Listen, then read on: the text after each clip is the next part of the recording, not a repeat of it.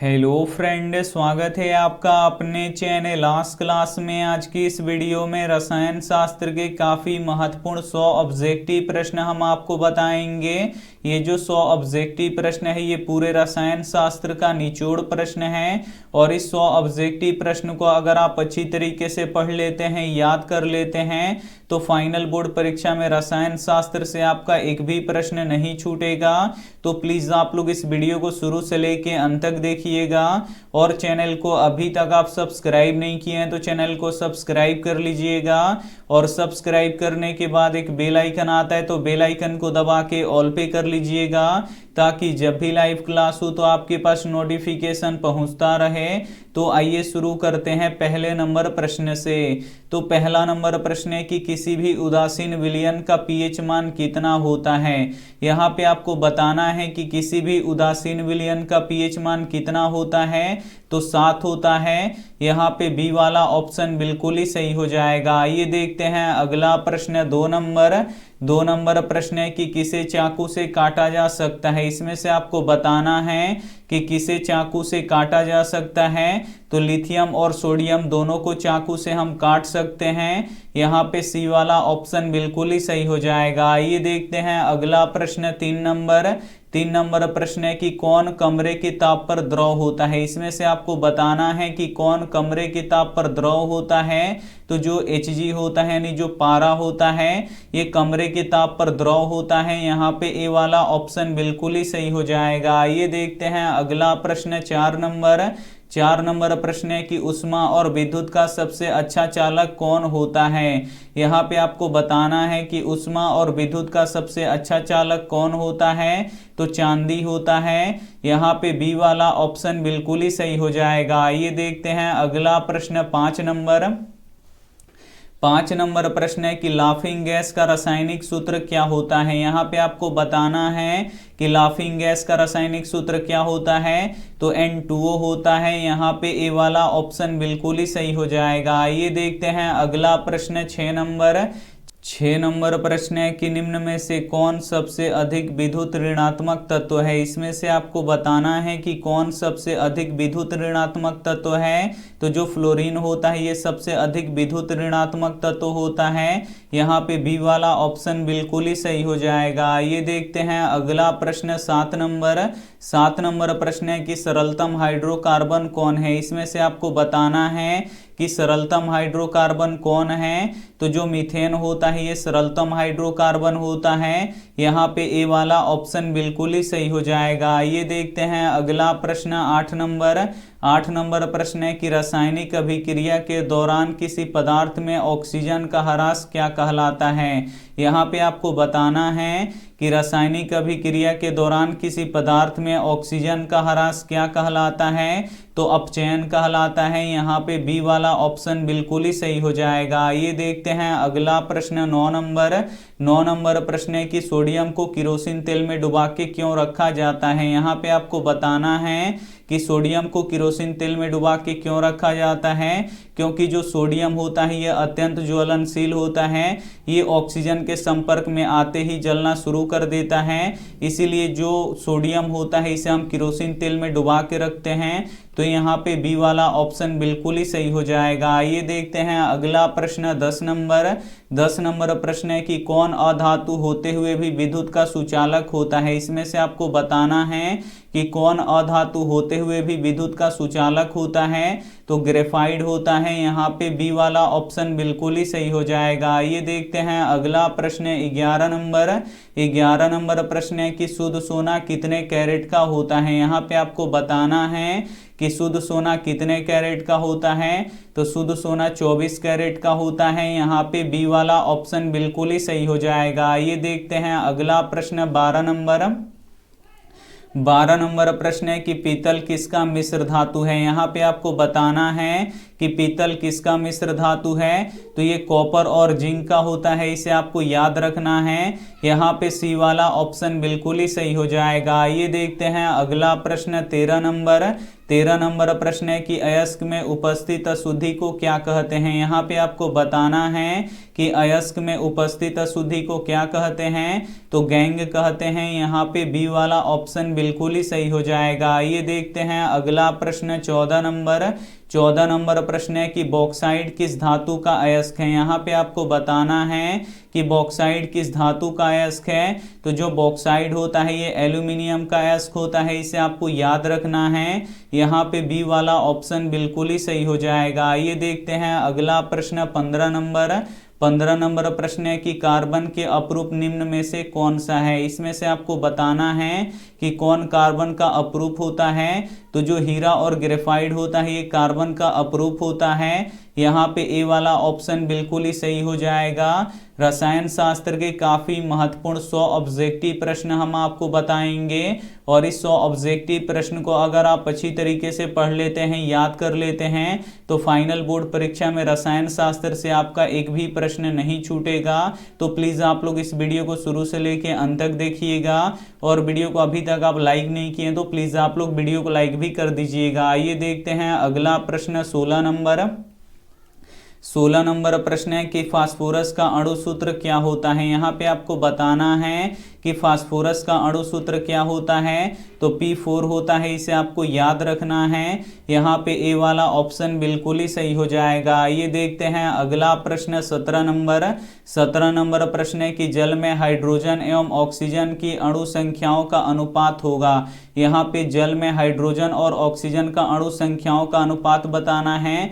तो यहाँ पे देखिए जल का रासायनिक सूत्र क्या होता है, H2O होता है, जिसमें हाइड्रोजन 2 होता है और ऑक्सीजन कितना होता है, 1 होता है। तो इसके अणु संख्याओं का अनुपात कितना होगा, 2:1 होगा। यहाँ पे बी वाला ऑप्शन बिल्कुल ही सही हो जाएगा। ये देखते हैं अगला प्रश्न 18 नंबर प्रश्न है कि दुनिया का सबसे कठोर पदार्थ कौन सा है। यहाँ पे आपको बताना है कि दुनिया का सबसे कठोर पदार्थ कौन सा है, तो हीरा है, इसे आपको याद रखना है। यहाँ पे डी वाला ऑप्शन बिल्कुल ही सही हो जाएगा। आइए देखते हैं अगला प्रश्न 19 नंबर प्रश्न है कि कौन सा पदार्थ ऑक्सीजन से संयोग नहीं करता है। यहाँ पे आपको बताना है कि इनमें से कौन सा पदार्थ ऑक्सीजन से संयोग नहीं करता है, तो गोल्ड यानी सोना नहीं करता है। यहाँ पे बी वाला ऑप्शन बिल्कुल ही सही हो जाएगा। आइए देखते हैं अगला प्रश्न 20 नंबर प्रश्न है कि सोना किस में घुलता है। यहाँ पे आपको बताना है कि सोना किस में घुलता है, तो जो सोना होता है ये अम्लराज में घुलता है। यहाँ पे ए वाला ऑप्शन बिल्कुल ही सही हो जाएगा। ये देखते हैं अगला प्रश्न 21 नंबर प्रश्न है कि सीसा और टीन के मिश्र धातु को कहते हैं। यहाँ पे आपको बताना है कि सीसा और टीन के मिश्र धातु को कहते हैं, तो सोल्डर कहते हैं। यहाँ पे ए वाला ऑप्शन बिल्कुल ही सही हो जाएगा। ये देखते हैं अगला प्रश्न 22 नंबर प्रश्न है कि लोहे को जंग से बचाने के लिए किसका लेप लगाया जाता है। यहाँ पे आपको बताना है कि लोहे को जंग से बचाने के लिए किसका लेप लगाया जाता है, तो जिंक का लेप लगाया जाता है, इसे आपको याद रखना है। यहाँ पे डी वाला ऑप्शन बिल्कुल ही सही हो जाएगा। ये देखते हैं अगला प्रश्न 23 नंबर प्रश्न है कि आवर्त सारणी में कितने आवर्त हैं। यहाँ पे आपको बताना है कि आवर्त सारणी में कितने आवर्त हैं, तो 7 आवर्त हैं, इसे आपको याद रखना है।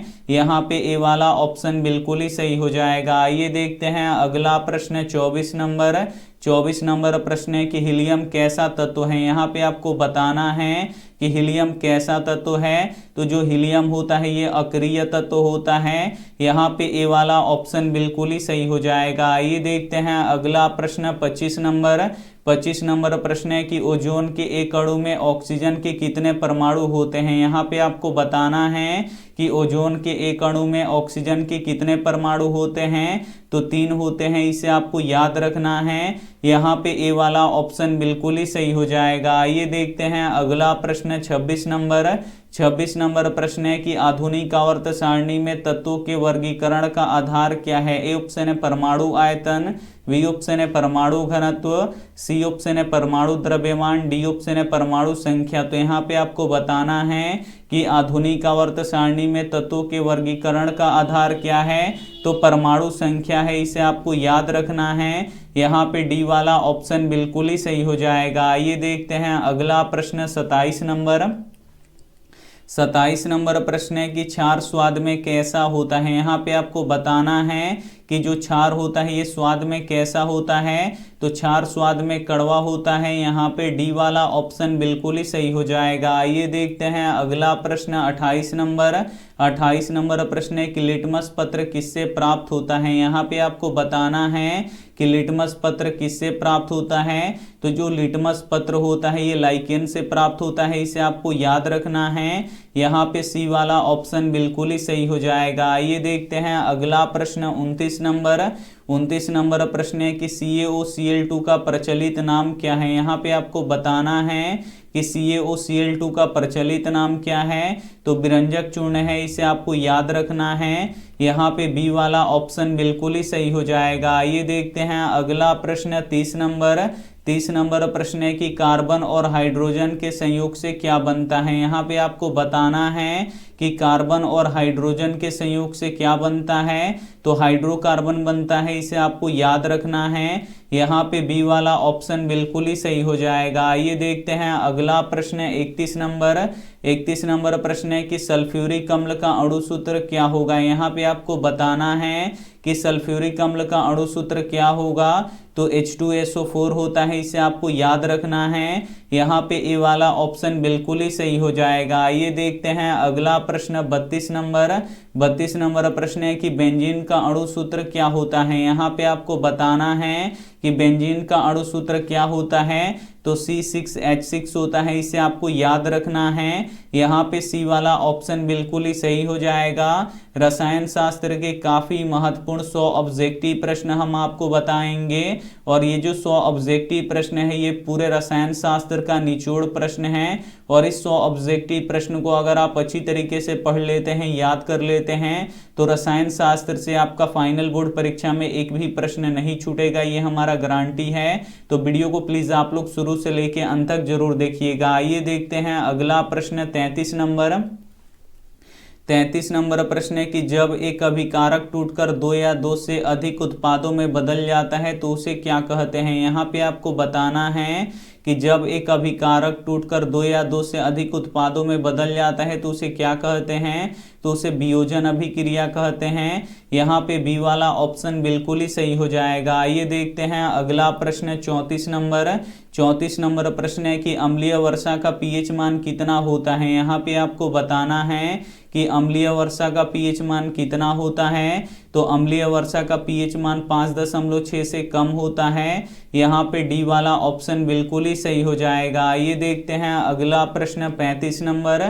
35 नंबर प्रश्न है कि टार्टरिक अम्ल किस में पाया जाता है। यहाँ पे आपको बताना है कि जो टार्टरिक अम्ल होता है ये किस में पाया जाता है, तो टार्टरिक अम्ल इमली में पाया जाता है, इसे आपको याद रखना है। यहाँ पे बी वाला ऑप्शन बिल्कुल ही सही हो जाएगा। आइए देखते हैं अगला प्रश्न 36 नंबर। 36 नंबर प्रश्न है कि लैक्टिक अम्ल किस में पाया जाता है। यहाँ पे आपको बताना है कि लैक्टिक अम्ल किस में पाया जाता है, तो जो लैक्टिक अम्ल होता है ये दूध दही में पाया जाता है। यहाँ पे ए वाला ऑप्शन बिल्कुल ही सही हो जाएगा। आइए देखते हैं अगला प्रश्न 37 नंबर। 37 नंबर प्रश्न है कि जल की अस्थायी कठोरता को हटाने के लिए किसका उपयोग किया जाता है। यहाँ पे आपको बताना है कि जल की अस्थायी कठोरता को हटाने के लिए किसका उपयोग किया जाता है, तो धोने का सोडा का उपयोग किया जाता है। यहाँ पे बी वाला ऑप्शन बिल्कुल ही सही हो जाएगा। आइए देखते हैं अगला प्रश्न 38 नंबर। 38 नंबर प्रश्न है कि निम्न में से कौन बायोगैस का स्रोत नहीं है। इसमें से आपको बताना है कि कौन बायोगैस का स्रोत नहीं है, तो नाभिकीय ऊर्जा नहीं है, इसे आपको याद रखना है। यहाँ पे सी वाला ऑप्शन बिल्कुल ही सही हो जाएगा। आइए देखते हैं अगला प्रश्न 39 नंबर। 39 नंबर प्रश्न है कि कार्बन क्या है। यहाँ पे आपको बताना है कि कार्बन क्या है, तो जो कार्बन होता है ये अधातु होता है। यहाँ पे बी वाला ऑप्शन बिल्कुल ही सही हो जाएगा। आइए देखते हैं अगला प्रश्न 40 नंबर। 40 नंबर प्रश्न है कि हीरा और ग्रेफाइट किसका अप्रूप होता है। यहाँ पे आपको बताना है कि हीरा और ग्रेफाइट किसका अप्रूप होता है, तो ये कार्बन का अप्रूप होता है, इसे आपको याद रखना है। यहाँ पे सी वाला ऑप्शन बिल्कुल ही सही हो जाएगा। ये देखते हैं अगला प्रश्न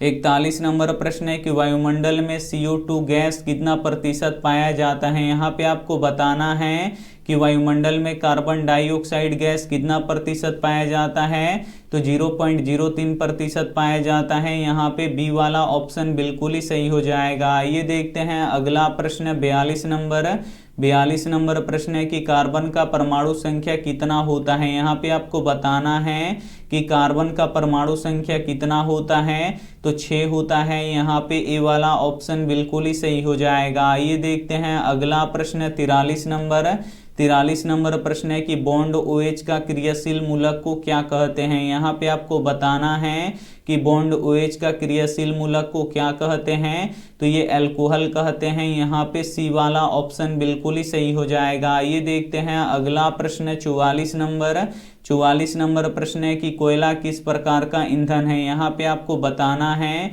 कि जो कोयला होता है ये किस प्रकार का ईंधन होता है, तो जो कोयला होता है ये अनवीकरणीय ईंधन होता है, इसे आपको याद रखना है। यहाँ पे बी वाला ऑप्शन बिल्कुल ही सही हो जाएगा। ये देखते हैं अगला प्रश्न 45 नंबर प्रश्न है कि बॉन्ड CHO किस क्रियाशील मूलक को कहते हैं। यहाँ पे आपको बताना है कि बॉन्ड CHO किस क्रियाशील मूलक को कहते हैं, तो एल्डिहाइड को कहते हैं, इसे आपको याद रखना है। यहाँ पे बी वाला ऑप्शन बिल्कुल ही सही हो जाएगा। ये देखते हैं अगला प्रश्न 46 नंबर प्रश्न है कि बॉन्ड COOH किस क्रियाशील मूलक को कहते हैं, तो कार्बोक्सिलिक को कहते हैं, इसे आपको याद रखना है। यहाँ पे ए वाला ऑप्शन बिल्कुल ही सही हो जाएगा। ये देखते हैं अगला प्रश्न 47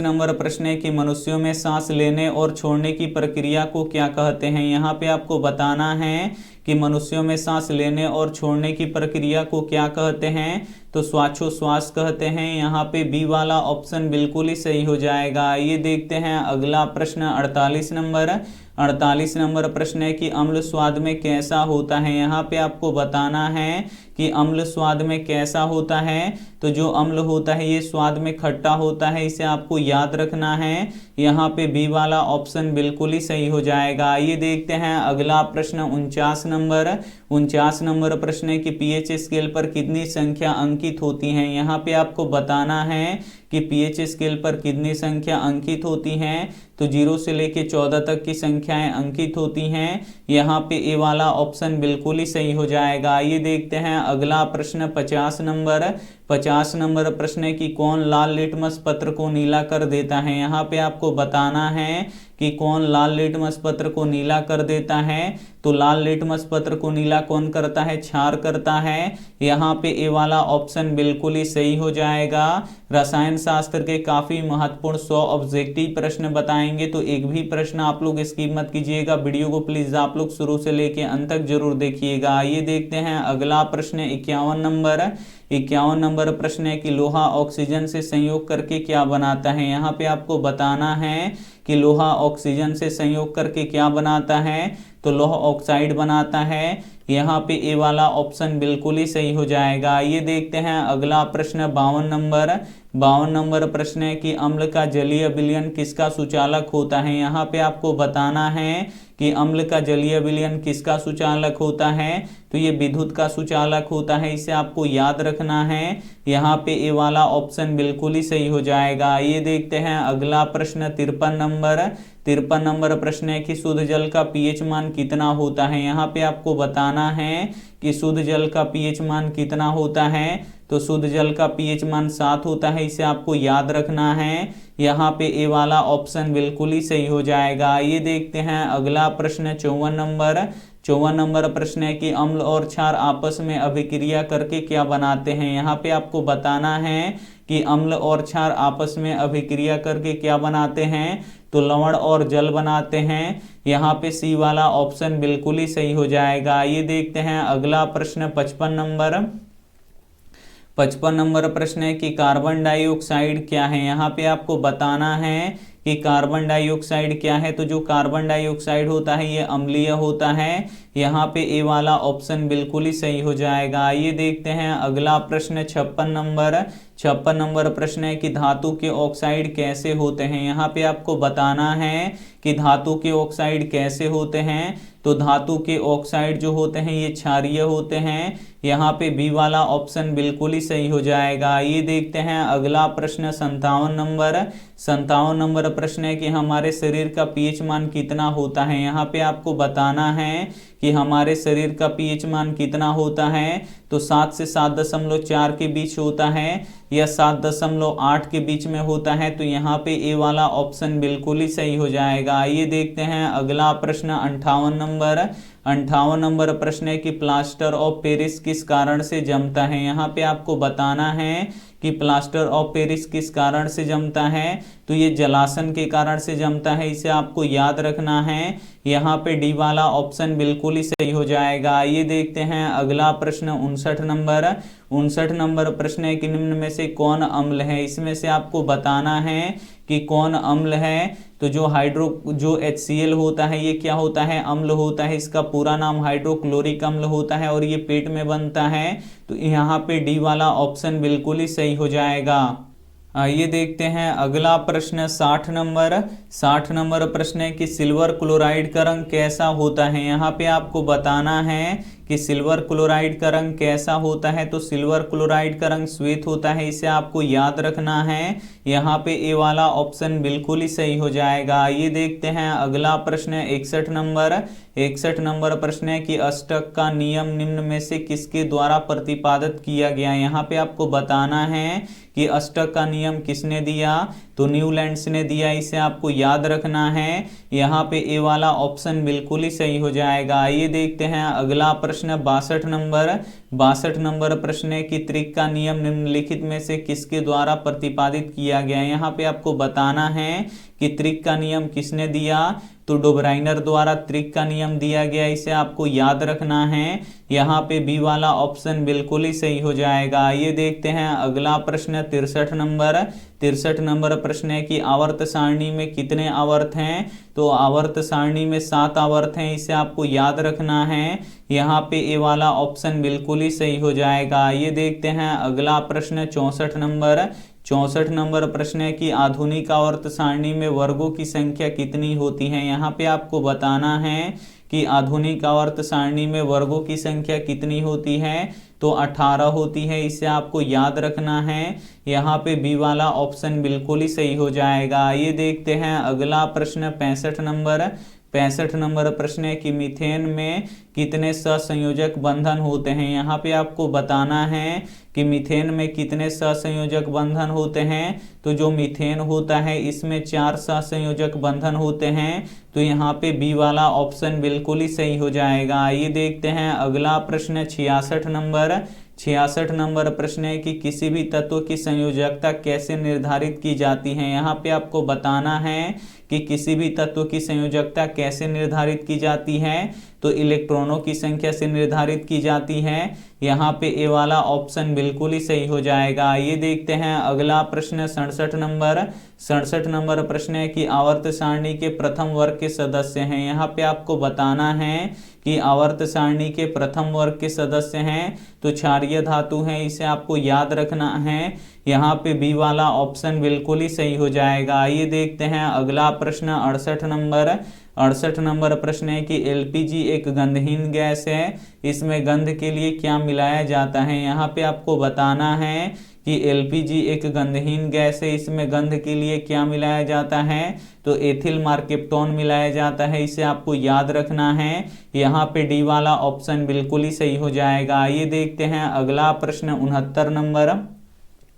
69 नंबर प्रश्न है कि कौन सा अधातु कमरे के ताप पर द्रव के रूप में पाया जाता है। यहाँ पे आपको बताना है कि कौन सा अधातु कमरे के ताप पर द्रव के रूप में पाया जाता है। तो ब्रोमीन पाया जाता है। यहाँ पे ए वाला ऑप्शन बिल्कुल ही सही हो जाएगा। ये देखते हैं अगला प्रश्न 70 नंबर प्रश्न है कि कॉपर पायराइट किसका अयस्क है। यहाँ पे आपको बताना है कि कॉपर पायराइट किसका अयस्क है। तो जो कॉपर पायराइट होता है ये कॉपर यानी तांबा का अयस्क होता है।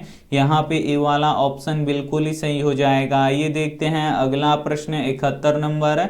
71 नंबर प्रश्न है कि रॉकेट में ईंधन के रूप में किसका प्रयोग किया जाता है। यहाँ पे आपको बताना है कि रॉकेट में ईंधन के रूप में किसका प्रयोग किया जाता है, तो हाइड्रोजन का प्रयोग किया जाता है। यहाँ पे ए वाला ऑप्शन बिल्कुल ही सही हो जाएगा। ये देखते हैं अगला प्रश्न 72 नंबर। 72 नंबर प्रश्न है कि किसको किरोसिन तेल में डुबा के रखा जाता है। यहाँ पे आपको बताना है कि किसको किरोसिन तेल में डुबा के रखा जाता है, तो जो सोडियम होता है इसे हम किरोसिन तेल में डुबा के रखते हैं। यहाँ पे ए वाला ऑप्शन बिल्कुल ही सही हो जाएगा। और जो फास्फोरस होता है इसको जल में डुबा के यानी पानी में डुबा के रखते हैं, तो ये भी साथ में आपको याद रखना है। आइए देखते हैं अगला प्रश्न 73 नंबर। 73 नंबर प्रश्न है कि निम्न में से कौन सा फास्फोरस जीवन के लिए घातक होता है। यहाँ पे आपको बताना है कि निम्न में से कौन सा फास्फोरस जीवन के लिए घातक होता है, तो जो श्वेत फास्फोरस होता है ये जीवन के लिए घातक होता है। यहाँ पे सी वाला ऑप्शन बिल्कुल ही सही हो जाएगा। आइए देखते हैं अगला प्रश्न 74 नंबर। 74 नंबर प्रश्न है कि कौन सा धातु स्वतंत्र अवस्था में पाया जाता है। यहाँ पे आपको बताना है कि कौन सा धातु स्वतंत्र अवस्था में पाया जाता है, तो जो सोना होता है ये स्वतंत्र अवस्था में पाया जाता है। यहाँ पे सी वाला ऑप्शन बिल्कुल ही सही हो जाएगा। ये देखते हैं अगला प्रश्न 75 नंबर। 75 नंबर प्रश्न है कि लोहे को जंग से बचाने के लिए किसका लेप लगाया जाता है। यहाँ पे आपको बताना है कि लोहे को जंग से बचाने के लिए किसका लेप लगाया जाता है, तो जिंक का लेप लगाया जाता है। यहाँ पे डी वाला ऑप्शन बिल्कुल ही सही हो जाएगा। ये देखते हैं अगला प्रश्न 76 नंबर।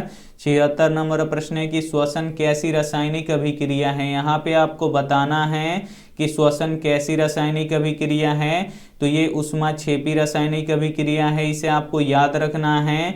यहाँ पे बी वाला ऑप्शन बिल्कुल ही सही हो जाएगा। आइए देखते हैं अगला प्रश्न 77 नंबर। 77 नंबर प्रश्न है कि निम्न में से कौन ऊष्मा का कुचालक है। यहाँ पे आपको बताना है कि निम्न में से कौन ऊष्मा का कुचालक है, तो यहाँ पे देखिए जो लेड होता है ये ऊष्मा का कुचालक होता है। यहाँ पे ए वाला ऑप्शन बिल्कुल ही सही हो जाएगा। ये देखते हैं अगला प्रश्न 78 नंबर। 78 नंबर प्रश्न है कि निम्न में से कौन सा पदार्थ बिना ज्वाला का जलता है। यहाँ पे आपको बताना है कि निम्न में से कौन सा पदार्थ बिना ज्वाला का जलता है, तो जो कोयला होता है ये बिना ज्वाला का जलता है। यहाँ पे सी वाला ऑप्शन बिल्कुल ही सही हो जाएगा। ये देखते हैं अगला प्रश्न 79 नंबर। 79 नंबर प्रश्न है कि नमक का रासायनिक सूत्र क्या होता है। यहाँ पे आपको बताना है कि नमक का रासायनिक सूत्र क्या होता है, तो NaCl होता है, इसे आपको याद रखना है। यहाँ पे ए वाला ऑप्शन बिल्कुल ही सही हो जाएगा। ये देखते हैं अगला प्रश्न 80 नंबर।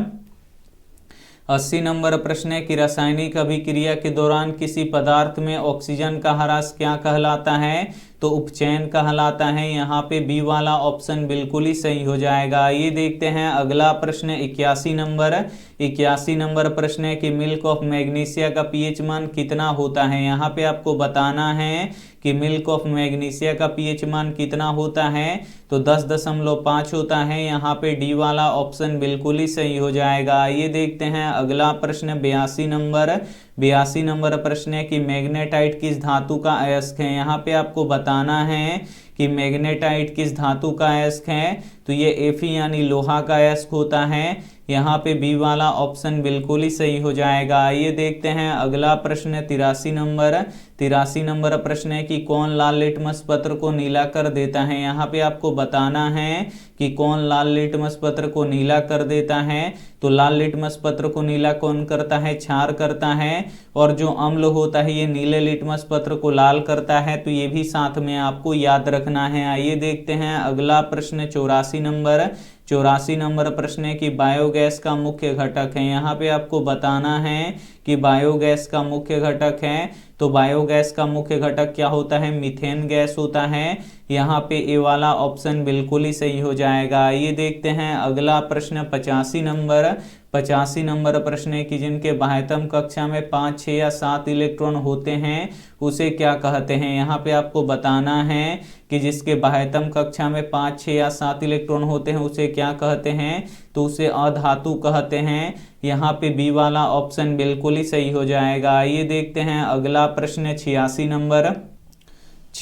नंबर प्रश्न है कि ग्रीन हाउस गैस है, इसमें से आपको बताना है कि कौन ग्रीन हाउस गैस है। तो जो कार्बन डाइऑक्साइड होता है ये ग्रीन हाउस गैस होता है। यहाँ पे बी वाला ऑप्शन बिल्कुल ही सही हो जाएगा। ये देखते हैं अगला प्रश्न 87 नंबर प्रश्न है कि भोजन का पचना किस प्रकार की अभिक्रिया है। यहाँ पे आपको बताना है कि भोजन का पचना किस प्रकार की अभिक्रिया है, तो ये उपचयन की अभिक्रिया है। यहाँ पे ए वाला ऑप्शन बिल्कुल ही सही हो जाएगा। ये देखते हैं अगला प्रश्न 88 नंबर प्रश्न है कि ऑक्जेलिक अम्ल किस में पाया जाता है। यहाँ पे आपको बताना है कि ऑक्जेलिक अम्ल किस में पाया जाता है। तो जो ऑक्जेलिक अम्ल होता है ये टमाटर में पाया जाता है। यहाँ पे ए वाला ऑप्शन बिल्कुल ही सही हो जाएगा।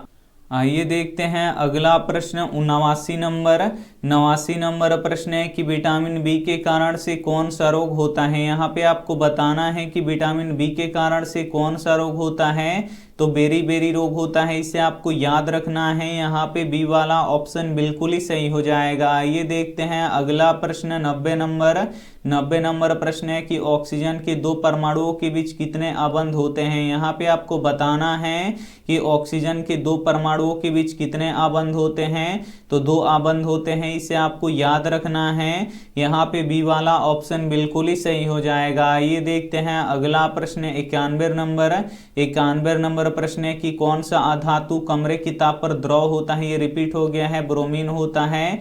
यहाँ पे ए वाला ऑप्शन बिल्कुल ही सही हो जाएगा। ये देखते हैं अगला प्रश्न 92 नंबर, ये भी प्रश्न रिपीट हो गया है। भोजन का पचना किस प्रकार की अभिक्रिया है, तो ये उपचयन की अभिक्रिया है। यहाँ पे ए वाला ऑप्शन बिल्कुल ही सही हो जाएगा। ये देखते हैं अगला प्रश्न 93 नंबर प्रश्न है कि किसी भी अम्लीय विलयन का पीएच मान कितना होता है।